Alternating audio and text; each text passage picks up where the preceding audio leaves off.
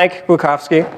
I don't know how many of you heard that already, but he wasn't able to make it. So a couple nights ago, I get a call, an email actually. It was an email chain that said, hey, Mike can't make it. What are we going to do? The next message was, how about we let Ryan Doan talk? +1, +2, +3, you know, people replying to the thread. But maybe we should check to see if he has time. Well, luckily I've presented on this topic a couple of times, 5 times for different areas. So it's something I really enjoy. I love backend as a service. Quick, you heard about me already, so I'll skip that. I work for Client Success. We are hiring, looking for awesome DevOps people. Come talk to me. All right, that out of the way. Backend as a service. Who out there is familiar with backend as a service? Raise your hand. A couple? Serverless? It goes by different names. Backendless?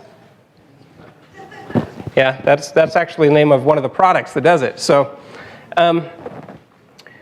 cool, that's good. So my talk is mostly focused on people who are new to backend as a service, but we're going to dig into some actual code from Horizon.io, which is one of the products that RethinkDB has recently released. And it's an awesome backend as a service, great to work with. So, okay, let's start here though. What is BaaS? Is that how you pronounce it? BaaS. BaaS would have 2 S's. BaaS. So quick history lesson. So backend as a service started back in 2007, 2008 when the iPhone was released. People were really, really excited about it. It was awesome. Then Apple made it so you could release apps on it. They released their iPhone SDK. And once people were finished working with the iFart applications or the lightsaber ones, who had those? I had the lightsaber one. All right. They decided they want to do something real with it, and so they hooked it up to a backend. But the problem is most people didn't understand how most mobile developers in Objective-C weren't accustomed to writing server code. And so this was a brand new realm for them. So a lot of shops would hire out the server side of things. And so little dev shops sprang up doing the server thing. And they found that all of the server backends for phone applications at the time, most of them were very, very similar. You needed user authentication. You needed a place to store data. You needed file management. And maybe that's about it for a lot of applications. So they said, why are we writing this code over and over again? And they decided to abstract that. And that's where backend as a service was born. This is what Wikipedia says about it, plus a whole bunch more. I'm not going to read that. It's too long. Basically, it's this. In an application. There's what the user sees at the top, then there's everything else underneath. And backend as a service says, we don't care about that. All we care about is what our user sees. And so we're going to focus on that. So to dive a little bit deeper though, how many of you have written backend services code? Quite a few. What are some of the languages you've used? Clojure, C#, JavaScript, yeah. Rust. Rust is fast. That's what I learned today. Delphi. Awesome. But is it just the language? So this is a structure of a fairly common structure of a Java application. I've done Java and C# backend services and Node and Clojure. Love Clojure, whoever said that. That's what we use at Client Success, actually. So if you love functional programming, come on over. So these are just a small hint of some of the technologies that are used in a typical backend system. I call this an old school backend as a system, even though it's not really that old school. It's maybe a couple of years old, right? But you can see in there we've got, at the very bottom, there's infrastructure. There's load balancer, file storage, bandwidth, servers, racks, blades. And then above that, you've got your Tomcat install for Java.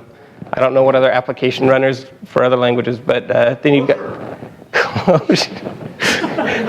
Scott. That's got to be Scott. I work with Scott. Security, reliability, scaling, and you've got to understand all these things when you're writing a backend as a system or as a service. The thing is, we don't care about all that. When's the last time someone here, in fact, let's take a poll. Who set up a server rack system most recently? Not just your server at home, but like a full-on rack system. Raise your hand if you've ever done that. Got a few. Okay, so we got like 8. All right, keep it up if you've done it in the past 10 years. All right, keep it up if you've done it in the past 5 years. We've still got a couple. Okay, if you've done it in the past 3 years. Still 1 year? Do you do it every day? No. So it's interesting. It's a less and less common thing, and that is because that portion of the stack has been abstracted away. You've got infrastructure as a service. Who deploys to Amazon, Google, or Azure out here? Or what else is there? DigitalOcean. Rackspace, DigitalOcean. There's infrastructure there that makes it so we don't have to worry about that. There's a great blog article by a guy named Brian O'Neill, and he talked about the different levels of as a service, and infrastructure as a service right here, and then platform as a service. So infrastructure as a service is like your servers, and then platform as a service is like bring your own application, bring your own services or application that you're going to deploy there. Something here, platform as a service would be like Heroku, where you deploy and then it auto scales for you. And then above that, and they say just write your application, don't worry about the scaling, we'll handle that for you, you're good to go. Backend as a service takes it a step further and says, you know what, you're smart, but you don't need to spend all your time writing this backend and trying to scale it. So we're going to take care of that for you. And then the next level would be software as a service, which is once you've written your front-end code, or if you're writing the front end and the back end, you deploy it, and then someone consumes that, someone uses that. So some of the pieces of the back-end system include cloud storage, RESTful APIs, user management, and security. So Mike Glukhovsky, he talked about it as prefabricated something. So I think prefab homes. That's the first thing I jumped to. So this is a picture of World War II era prefab homes. Just after World War II, money was tight, a lot of people, and prefab homes was a great way to save money and still have a great place to live. Problem is there's not a lot of creativity there. If I wanted a swimming pool, it wouldn't fit in that yard. If I wanted, I don't know, what would I add? I'd add a playground in there, inside the house, that would be fun. A ball pit maybe. It just won't fit. And the thing is, times have changed. You don't have to have this kind of prefab home if you're building a home. I didn't realize this, but you can build a really big house prefabricated. You can bring all the components together. I've seen this with businesses as well. You see the prefab walls that they just pull up from the ground, they put them all together, and then you've got a building there almost overnight. It's crazy how quick they are. So here's a prefab home. Here's another one. It doesn't even look prefabricated. So a very similar thing with prefabricated back-end systems. Initially, when they first came out, I call this BaaS 1.0, they looked a lot like this. There was very little differentiation, not much going on. But over time, they've really got into this plug-and-play architecture, so you can use different modules and components that they provide until you get something that's really nice like that. Here are some of the modules and components. User management, analytics, media streaming, data and file store. Just read through that. Most things that common applications use today can fit into these. A backend as a service, the providers have everything, and any different things. They might have 5 to 10 pre-built, or 5 to 20 pre-built APIs from what I've been looking at, and it helps you to build more easily. But that's all really ethereal. What does the actual code look like? I'm hoping to get into a demonstration at the end. That's why I'm going kind of fast here. But I want to show a little bit of this. So here's some code from Horizon. Horizon is a new open source backend as a service, like I said, from Rethink. And what it is you've got your single page app, React, Angular, Vue, whatever it is you're using to write your app, Ember, and you want to connect to a data store. Well, what they say is stick us in, we'll handle your whole backend. So here's how it works.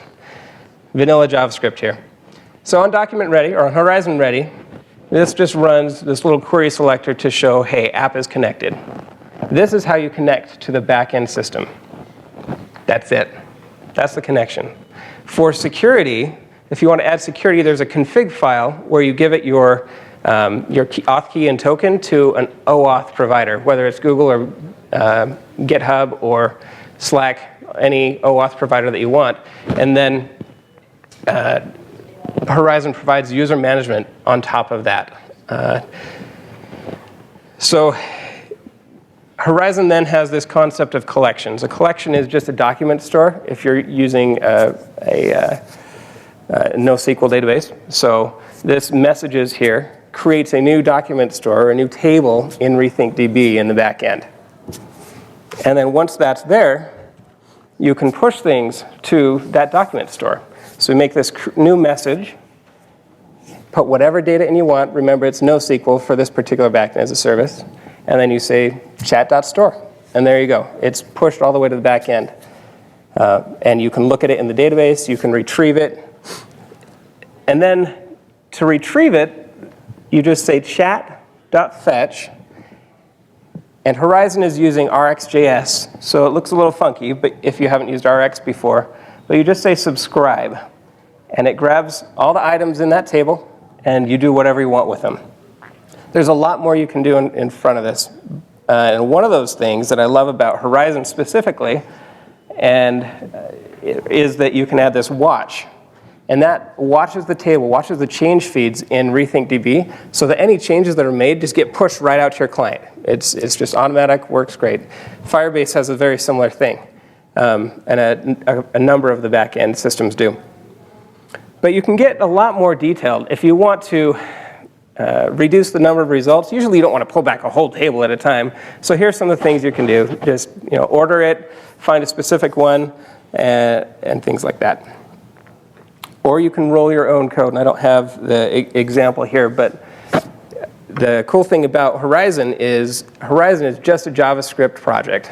You can use Express. You can pull it right into your existing Express project and have it host a certain path for your API. Or you can roll your own code, write your own code, either fork what they've got, which is less recommended, or you can build a plugin that just works with their code and run all of your code, create your custom endpoints, just like that.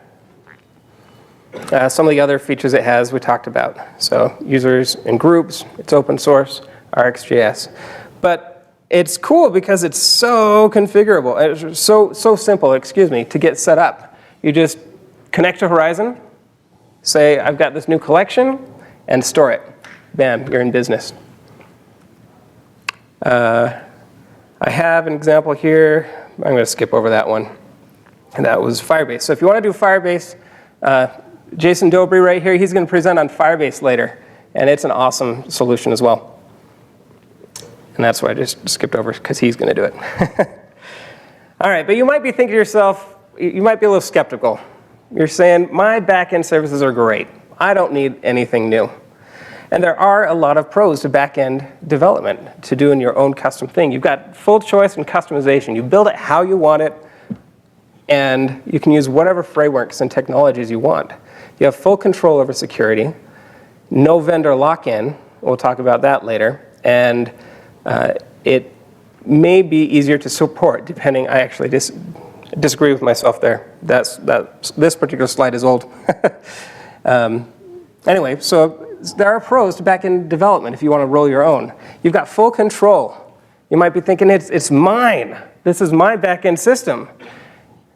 My precious, right? Right, that's what it is. You just want to hold on to that. But you may love your backend system, but the tides are turning in Mordor, because complexity gets abstracted and things move up the stack. We talked about infrastructure as a service, all the way up to platform as a service and software as a service. Well, that's this complexity getting abstracted. So who here is a web developer? Cool, so that's my audience participation level, I'm guessing. Anyone who didn't raise your hand is just not participating, which is cool, totally fine. I've been there too. But who here is an expert in the latest storage area networks and blade servers, right? Not me. There are a few people who can definitely help with that. But it's not something I particularly care about. And my customers, when I'm writing an application, they don't care about this either. They just care that the application is running and it works for them. Another thing, how about assembly code? Who's written assembly code? Yeah. Recently, the past, well, I guess you got WebAssembly now, so, right? It's what? That's not assembly. No, so we, as JavaScript and web developers, we're abstracted already. We're a lot further away from these things than many people. And it comes back to this. Backend as a service, it removes that, it's abstracting all the complexity and moving it up the stack. So here's some of the pros of backend as a service. You've got a faster time to market. Lower costs, both initially and also supporting. It's easier to manage because you don't have to do anything. It depends. So if you go with an open source backend as a service, you still have to deploy it somewhere. If you use one of the cloud hosted ones, they manage all of your scaling for you, and you're good to go. You're not worrying about that late night phone call when the server goes down. You're just good to go. So as business people figure out what's going on with this, they're going to be saying, why are we spending so much money on backend development? And there may be some buzzwords like synergy and teamwork and what was the other one?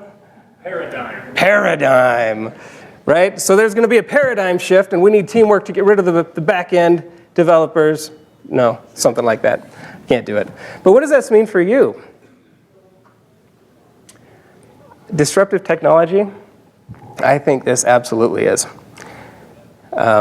As lower costs will lead to adoption. And right now, I view this as more about mind share. I actually gave a very similar presentation to this about 2 years ago. And at the time, all the backend as a service providers were very new. I mean, some had been around a couple of years, but they were not full-fledged. Firebase was around, but they hadn't been purchased by Google yet. Parse was around, but they hadn't been purchased by Facebook and shut down yet. So that actually leads us into our next thing. Who's here is familiar with the Gartner hype cycle? So this hype cycle, I love this. This can be applied to almost every technology. So if you look at this, this is technology trigger at the beginning, peak of inflated expectations, trough of disillusionment. These are more of those teamwork business terms. But apply this to something like Node.js. When Node first came out, Tim would totally be able to explain this firsthand, how it goes through. So there's this technology trigger. They say, hey, you can do JavaScript as a server. You've got V8 running your code, you're good to go.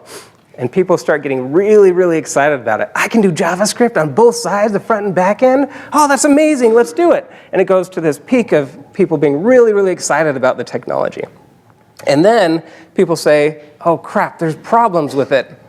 Like there's problems with all technology. Why is this a surprise, right? But it's a surprise every time it happens. So then they go through this trough of disillusionment, up a slope of enlightenment when they realize, well, we can get around those problems, or there is a real application for this, and we just need to figure out how to make it work. Is this about what happened, Tim? He's nodding his head saying yes. So I've seen this in a lot of technologies in my time. And so 2 years ago, when I gave this, I saw backend as a service is about here for JavaScript developers. Nobody knew about it. It was more common in the mobile development, but not in single-page applications. And then it kind of went through the trough over the past couple of years. There have been a couple of big vendors who have just tanked. So here, one of the questions is, if I have my service, my front end connected to your service, and then you decide to shut down your service, I'm hosed. I've got a lot of lock-in to your service. So Facebook bought a company called Parse, and they ran it for a little while and then shut Parse down. And that's, luckily, Facebook is big enough that they've given a full year window for people to migrate. And they've even invested resources into an open source platform called Parse Server that helps them to migrate. But we're starting to see that people see this as a real option. If you haven't gone and played with one of these tools, take some time and play with it, because the amount of money that this can save businesses is huge. The amount of time it can save you trying to understand back-end and front-end code and just keep that in your mind, as well as just the time it takes to write that is huge. And so again, future of web app development, in my opinion, it absolutely is. But you might ask, is it viable today? There are a lot of common concerns people have. And I'm going to run through those, and then we'll have Q&A after. So, is it secure? Yes. This is something a lot of the vendors have worked on a lot. And a common approach that they use is OAuth authentication, and just getting a JOT token back, but using any of the OAuth providers out there, whether it be Auth0 or Google or GitHub. And is it secure? Again, yes. If you want to host it yourself, you've got your own vulnerabilities you have to deal with, just as if you were going to work with them on your own server. But anyway, that's something that a lot of effort has been put in. What about custom code and endpoints? So most of these backend as a service providers started out with just having CRUD operations. Create, read, update, delete. And when you get the data back, you have to munge it in the front end. That's not always the best thing. Maybe you want to combine a couple data sources and run some calculations on it. So a lot of these will allow you to do that. It's usually written in the code that it came in. So can I integrate it into my existing system? Yes. Again, it depends on the provider. What if my hosting company goes belly up? Well, good luck. You're out to lunch. No, choose one that doesn't, or choose an open source one. The challenge of choosing one that doesn't, there's always things there.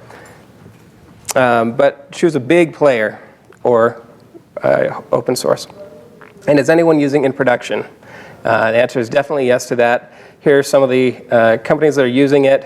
Envision actually uses Firebase for some really cool web whiteboarding stuff. And here's a list of the vendors. So these, notice I've crossed out a couple. Parse is gone. GoInstant is gone. Open source, there are a lot of cool players here. Horizon is really cool, but it's very, very raw. If you want to do RethinkDB based one, go with DeepStream for now. DeepStream is awesome and very full-featured.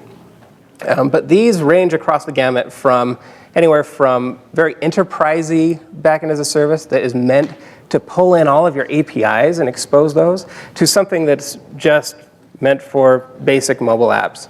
And this is just way overload, but that's what it looks like. All these dots are different vendors in this space.